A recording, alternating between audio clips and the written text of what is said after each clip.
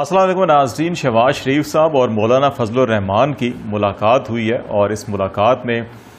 گلے شکوے بھی ہوئے ہیں، پی ڈی ایم کو دوبارہ متحرک کرنے کا فیصلہ بھی ہوا ہے اور کچھ حکومت کے ساتھ معاملات میں جو معاملہ فہمی کی کوشش کی جا رہی تھی شہباز شریف صاحب کی جانب سے، اس سلسلے میں مولانا فضل الرحمان صاحب نے کچھ تحفظات کا اظہار بھی کیا، لیکن پھر دونوں رہنماؤں نے جو مشترکہ پریس ٹاک کی ہے اس میں حکومت سے ایک تو فوری طور کے اوپر جو ہے وہ حکومت سے علیحدگی کا اور ملک میں فوری الیکشن کروانے کا مطالبہ کیا گیا ہے، اور پھر یہ بھی فیصلہ کیا گیا کہ پی ڈی ایم کو دوبارہ متحرک کیا جائے گا اور ملک گیر جو ہے وہ احتجاجی جلسے جلوس جو ہیں ان کا سلسلہ شروع کیا جائے گا۔ اس سلسلے میں ابتدائی طور کے اوپر فیصلہ باد اور اس ضمن میں جو ہے کہ وہ جلسوں کی تاریخ بھی دی گئی کہ جی ہم جلسے کریں گے، لیکن یہ اچانک سوئی ہوئی پی ڈی ایم کو دوبارہ جگانے کا خیال کیسے آیا، اور پھر جو اس وقت ساری سچویشن ہے اس میں کیا اپوزیشن جو ہے وہ peoples party, Pakistan Muslim League Noon, J U I, A N P اور دیگر جو علاقائی جماعتیں ہیں جو پی ڈی ایم کا حصہ تھیں، اس میں سے اگرچہ اے این پی اور پاکستان پیپلز پارٹی نے علیحدگی اختیار کر لی تھی اور پھر اس کو پی ڈی ایم کو ایک محض ایک مردہ سیاسی گھوڑا قرار دیا جا رہا تھا، لیکن فضل الرحمان صاحب مسلسل جو ہیں فرام ڈے فرسٹ یہ کوششیں کر رہے ہیں کہ پی ڈی ایم کو یکجا کیا جا سکے، یکجان کیا جا سکے اور اس بنیادی نقطے کے اوپر لایا جا سکے جو 2018 میں جس نقطے کا آغاز جو ہے فضل الرحمان صاحب نے کیا تھا اور کہا تھا کہ یہ حکومت جو ہے یہ دھاندلی کی پیداوار ہے اور دھاندلی سے جو ہے کہ اس حکومت کو مسلط کیا گیا ہے، تو اس کو فرام ڈے فرسٹ جو ہے ختم کیا جانا جو ہے وہ ملک کے لیے ناگزیر ہے۔ انہوں نے اس سلسلے میں سب سے پہلے جو ہے کہ وہ استعفوں کی بات کی کہ جی اسمبلی میں حلف نہ اٹھایا جائے، پھر کہا جی کہ استعفے دیے جائیں، اور پھر بہت جلد بازی میں لانگ مارچ بھی کیا، دھرنا بھی دیا اسلام آباد میں، اور پھر وہ فوری طور کے اوپر ختم بھی کرنا پڑا ان کو۔ تو یہ ساری صورتحال ہے، ابھی بھی فضل الرحمان صاحب اس سلسلے میں متحرک ہیں، اور کیا وہ اس ساری تحریک کے اندر دوبارہ جان ڈال سکیں گے، یا جو سیاسی مردہ ہے جس کو کہا جاتا ہے سیاسی گھوڑا ایک پی ڈی ایم کو، اس میں کوئی روح پھونکی جا سکے گی یا نہیں جا سکے گی، اور پھر جو سوئی ہوئی اگر یہ کہا جا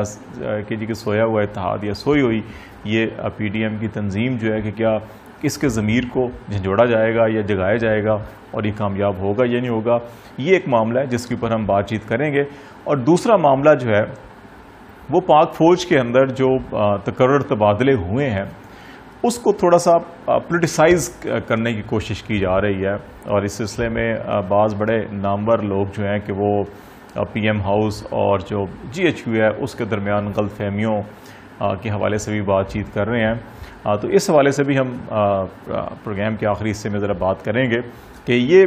سارا کا سارا زور شور جو ہے یہ بیانیہ جو ہے یہ کیوں پیدا ہوا اور اس کی وجوہات کیا ہیں، اور یہ جو تکرر تبادلے ہوئے ہیں اس موقع کے اوپر ہم نے پہلے بھی پچھلے پروگرام میں اس سلسلے میں پوری بات چیت کی تھی، لیکن پھر بھی ایک حوالہ اس میں بھی ہم دیں گے، کیونکہ یہ جو سارے بیانیے نیریٹو بنائے جاتے ہیں اس سلسلے میں، ان کا جو سیاسی حالات ہوتے ہیں اور سیاسی تحریکیں ہوتی ہیں ان کے ساتھ بھی تانے بانے جڑتے ہیں، تو اس حوالے سے اس کو بھی ہم تھوڑا سا ٹچ کریں گے۔ پہلی بات یہ کہ پی ڈی ایم کے حوالے سے پی ڈی ایم کی فرام ڈے فرسٹ جو ہے جو اسٹریٹجی تھی وہ بڑی ناقص رہی تھی۔ عموماً سیاسی تحریکوں میں جب بھی کسی سیاسی حکومت کے خلاف تحریکیں شروع کی جاتی ہیں تو وہ سب سے پہلے جو ہے کہ وہ گراس روٹ لیول کے اوپر، تحصیل لیول یا ضلعی لیول کے اوپر جو ہے کنونشنز کیے جاتے ہیں، میٹنگز کیے جاتے ہیں، کارکنوں کو متحرک کیا جاتا ہے، موٹیویشن پیدا کی جاتی ہے تاکہ حکومت کے خلاف جب ایک فیصلہ کن تحریک چلائی جا سکے تو وہ کارکنوں کی ایک بڑی تعداد جو ہے وہ سڑکوں پر لائی جائے اور حکومت کے اوپر دباؤ ڈالا جائے کہ وہ بیک فٹ کے اوپر جائے، تو وہ اس تحریک کے اندر اس چیز کی کمی تھی۔ پہلی بات تو یہ ہے۔ پھر سیاسی تحریکوں میں ہمیشہ یہ ہوتا ہے کہ آپ ضلعی سطح سے شروع ہوتے ہیں، پھر معاملات جو ہیں ڈویژنل سطح کے اوپر، صوبائی سطح کے اوپر لے کے جاتے ہیں، اور پھر نیشنل سطح کے اوپر جو ہے کہ کام کیا جاتا ہے۔ لیکن اس تحریک میں اگرچہ آغاز جو ہے وہ یہ یہاں سے کیا گیا جی کہ قومی اسمبلی اور صوبائی اسمبلیوں میں حلف ہی نہ اٹھایا جائے، لیکن جو سیاسی تدبر رکھنے والی جماعتیں تھیں ان کا یہ خیال تھا کہ میدان کو خالی نہ چھوڑا جائے۔ فضل الرحمان صاحب کے اپنے ارکان جو ہیں وہ منتخب ہوئے تھے، صرف وہ منتخب نہیں ہوئے تھے، تو شاید جس کا ان کو گلا تھا. اور فضل الرحمان صاحب کا جو سیاسی نظریہ وہ ہمیشہ یہ رہا ہے کہ سیاست ہمیشہ حکومت کے لیے کی جاتی ہے, وزارتوں کے لیے کی جاتی ہے, اقتدار کے لیے کی جاتی ہے, اپوزیشن کے لیے نہیں. تو یہ پہلا موقع تھا کہ ان کو اپوزیشن میں بیٹھنے کا موقع مل رہا تھا یا ان کی جماعت کو, تو اس لیے ان سے اس قسم کی پارلیمنٹ جو ہے وہ شاید ہضم نہیں ہو پا رہی تھی, اس لیے وہ پہلے دن سے اس پارلیمنٹ کی بوریا بستر گول کرنے کے چکر میں لگے ہوئے تھے. تو وہ معاملہ تو نہ ہوا حلف اٹھانے کا. تو پھر آغاز ہی اس تحریک کا جو ہے کہ وہ لانگ مارچ سے ہوا اور کراچی سے شروع کیا گیا اور پھر اسلام آباد تک آئے اور پھر اس کو دھرنا فوراً سٹارٹ کر دیا گیا. تو جو آخری چیز ہوتی ہے کسی بھی سیاسی حکومت کے لیے دباؤ ڈالنے کے لیے, وہ یہ لانگ مارچ اور دھرنے سب سے آخری سٹیج ہوتی ہے. تو وہ سب سے پہلے کر کے اس کو ضائع کر کے موقع کو, اس کے بعد پھر یہ کہا گیا کہ ہم ضلعوں میں شہروں میں جلسے جلوس کریں گے, تو وہ حکومت کے لیے جو ٹف ٹائم ہو سکتا تھا وہ ختم کر دیا گیا. اب یہ ہر 6 ماہ بعد, ہر 8 ماہ بعد, ہر چند ہفتوں کے بعد جو ہے کہ یہ پی ڈی ایم کی قیادت اکٹھی ہوتی ہے اور فیصلہ کرتی ہے جی کہ حکومت کو ٹف ٹائم دینے کا فیصلہ کیا. تو میرا خیال ہے کہ یہ جو اپوزیشن تھی, اس سے نالائق ترین اپوزیشن میں نے اپنی زندگی میں کبھی نہیں دیکھی کہ اتنی حکمت عملی سے بالکل خالی, کوئی سمت کا تعین نہیں ہے. ہر جماعت کے اندر جو ہے 2-2, 3-3 رائے پائی جاتی ہیں. تو ایسی منتشر رائے رکھنے والی جماعتیں جو ہیں وہ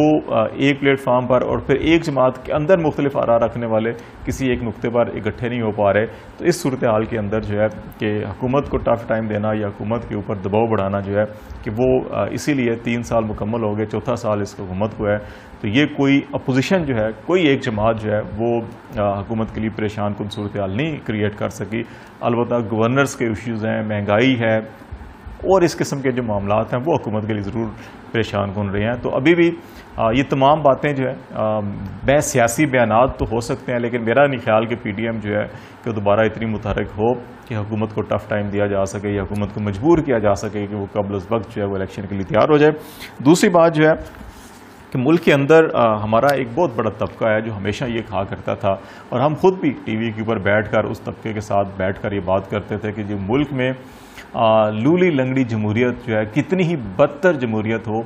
وہ کسی بھی بہترین ترین جو ہے آمریت اس سے بہتر ہوتی ہے. یہ باتیں کی جاتی رہی ہیں, لیکن بدقسمتی سے ابھی وہی دانشور, وہی روشن خیال طبقہ, وہی جمہوریت پسند طبقہ جو ہے جو یہ کہا کرتا تھا پیس پارٹی کے اعتبار کے اندر یا نون لیگ کے اعتبار کے اندر کہ جتنی مرضی بدترین جمہوریت ہو, لولی لنگڑی ہو, اندھی ہو, کانی ہو, جیسی بھی ہو, لیکن وہ آمریت سے بہتر ہے. آمریت خواہ کتنی بھی اچھی ہو تو اس کو سپورٹ کیا جانا چاہیے. لیکن اب وہی تمام کے تمام جمہوریت پسند دانشور جو ہیں وہ پچھلے 3 سالوں سے روز جو ہے کہ ماجوج قوم کی طرح جو ہے کہ وہ پوری رات اس حکومت کی دیوار کو, اقتدار کی دیوار کو چاٹتے ہیں گرانے کے لیے, لیکن صبح پھر وہ دیوار وہیں کھڑی ہوتی ہے. تو وہی لوگ جو ہیں کہ وہ کبھی تو یہ مطالبہ کرتے ہیں ایک طرف کہ جی ووٹ کو عزت دو, یا فوج کا جو سیاسی کردار ہے وہ ختم ہونا چاہیے اور فوج سیاست سے بالکل الگ تھلگ دور رہے, اور پھر اسی زبان سے اسی لمحے میں پھر وہ بھی ہم نے مطالبہ کرتے ان کو دیکھا, وہ کہتے ہیں جی کہ اس حکومت کے خاتمے کے لیے فوج اپنا کردار ادا کرے. تو یہ اس قسم کے جو دانشور ہیں وہی اس ملک میں ایک دفعہ پھر یہ جو قیاس آرائی ہیں, یہ جو افراتفری یا انتشار یا انارکی پھیلانے کی کوشش کر رہے ہیں, اور یہ کہا جا رہا ہے جی کہ اچھا جی پی ایم ہاؤس میں یا جی ایچ کیو میں یا ایسے ہیڈ کوارٹر کے اندر اختلافات ہیں اور یہ ہو رہا ہے اور وہ ہو رہا ہے. میرا خیال ہے کہ یہ بڑی بچگانہ گفتگو ہے. فوج کے اندر ہر سال کچھ سینئر جرنیل جو ہیں اور ہر سال مختلف آفیسرز جوان جو ہے ریٹائر ہوتے ہیں, اور ہر سال ان کے نئی ریکروٹمنٹ بھی ہوتی ہے, ترقیاں بھی ہوتی ہیں, پروموشنز بھی ہوتے ہیں, تبادلے بھی ہوتے ہیں. تو یہ ایک روٹین میٹر ہوتا ہے جو ہر سال میں مختلف فارمیشنز کے مختلف کور کے سربراہان جو ہیں وہ تبدیل ہوتے ہیں. اور اسی طرح جو آئی ایس آئی کے سربراہ جو تبدیل ہوئے ہیں, ہم نے پہلے بھی اپنے پروگرام میں کہا کہ اگلے سال جو 2022 کے اندر آرمی چیف اور chairman joint chief of staff committee کا تقرر ہونا ہے, اور اس سلسلے میں جو پہلے 4 نام ہوں گے, کیونکہ اس مہینے میں 2-3 جنرل جو ہیں اس مہینے میں ریٹائر ہو رہے ہیں 18 اکتوبر کو, اور پھر جولائی میں جا کر اگلے سال مزید 2 جرنیل جو ہیں وہ ریٹائر ہوں گے, اور پھر ستمبر میں 6 جرنیل ریٹائر ہوں گے. تو اس طرح سے یہ 10 جرنیل جو ہے ریٹائر ہونے ہیں, اور پھر اس کے بعد جو ہے نومبر 2022 کے اندر جو 4 سینئر 3 جرنیل ہونے ہیں, ان میں سے ایک کمپٹیشن ہوگا جی کہ chairman joint chief of staff اور آرمی چیف کون ہوتا ہے، جو پرائم منسٹر جو ہے کہ پھر اس کا انتخاب کرتے ہیں اور پھر اس کا نوٹیفیکیشن ہوتا ہے. تو ان 4 میں سہر شمشاد مرزا صاحب ہیں، اظہر عباس صاحب ہیں، نعمان صاحب ہیں اور جنرل فیض حمید صاحب ہیں جو ISI کے چیف ہیں. اور کیونکہ ISI چیف جو ہیں ان کے بارے میں کافی یہ خیال کیا جا رہا ہے کہ اگلے آرمی چیف ہو سکتے ہیں، ان کی پرائم منسٹر کے ساتھ انڈرسٹینڈنگ بھی بہت ہے، تو انہوں نے کور میں ان کا ٹرانسفر ہونا اور کور کی کمانڈ کرنا یہ ایک آپریشنل پوزیشن ہوتی ہے اور یہ ہیلپ فل ہوتی ہے آرمی چیف بننے کے حوالے سے بھی. تو میرا خیال ہے یہ جن لوگوں کو فوج کی پروموشنز، ریٹائرمنٹس اور روٹین کے ٹرانسفر کا اگر میکینزم پتہ ہو اور پھر آرمی چیف کی تقرری یا کمانڈ پوسٹ کے اوپر جو تقرریاں ہوتی ہیں ان کی میکینزم کا پتہ ہو تو وہ شاید اس قسم کا پروپیگنڈا نہ کریں. لیکن بدقسمتی سے جو لوگ پروپیگنڈا کر رہے ہیں ان میں سے بیشتر کو اس سارے میکینزم کا پتہ ہے، لیکن ان کی بھی مجبوری ہے، سیاسی وابستگی ہیں، انہوں نے وہ بھی اپنی وفاداریاں نبھانی ہوتی ہیں. اور کیونکہ وہ پچھلے 3 سالوں کے اندر جو ہے کہ ہر روز رات کو اس حکومت کو گرانے کے لیے ساری رات سر توڑ کوششیں کرتے ہیں، اس دیوار کو چاٹتے ہیں، لیکن وہ پھر صبح کی صبح ویسی کی ویسی کھڑی ہوتی ہے. تو اس لیے میرا خیال ہے کہ یہ ایک ایسی کوشش کی گئی ہے، لیکن اس سے اداروں کے اندر تو غلط فہمیاں نہیں پیدا ہوں گی، نہ حکومت ISI نہ حکومت اور آرمی کے اندر، لیکن ان افراد کی اپنی ساکھ کے اوپر ضرور سوال اٹھائے جائیں گے کہ پچھلے 3 سالوں سے جتنے بھی وہ خبریں دے رہے ہیں، تبصرے دے رہے ہیں، ان میں سے کتنی ٹھیک ہوئی ہیں اور کتنی غلط ہوئی ہیں، یہ بھی سب کے سامنے ہے. تو میرا خیال ہے کہ نہ تو یہ جو سیاسی ہلچل اور سیاسی ٹف دینے کی بات ہے اس کے اندر بھی کوئی اتنی جان نہیں ہوگی، محض ایک سیاسی کارکنوں کی اشک جوئی کرنے کے یہ بیانات ہیں. اور جو یہ خبریں ہیں کہ جناب اس میں کوئی PM ہاؤس یا GHQ کے درمیان بڑا خلا بڑھ گیا یا اختلافات ہو گئے یا پتہ نہیں کوئی انقلاب آنے والا ہے، میرا خیال ہے یہ بھی کچھ نہیں ہوگا، روٹین کے میٹر ہیں. اور اگلے سال جو ہے کہ وہ ساری دنیا دیکھے گی کہ پھر کچھ لوگ ریٹائر ہوں گے، کچھ کی پروموشنز ہوں گی اور کچھ کی تقرریاں ہوں گی، اور ان میں یہی نام ہوں گے جن پہ آج بہت ساری باتیں کی جا رہی ہیں، لیکن اس وقت تک حالات ایسے کے ایسے ہی ہوں گے. مجھے نہیں لگتا کہ حالات خراب ہوں، البتہ ان کی ساکھ ضرور خراب ہوگی جو منفی پروپیگنڈا کرتے ہیں.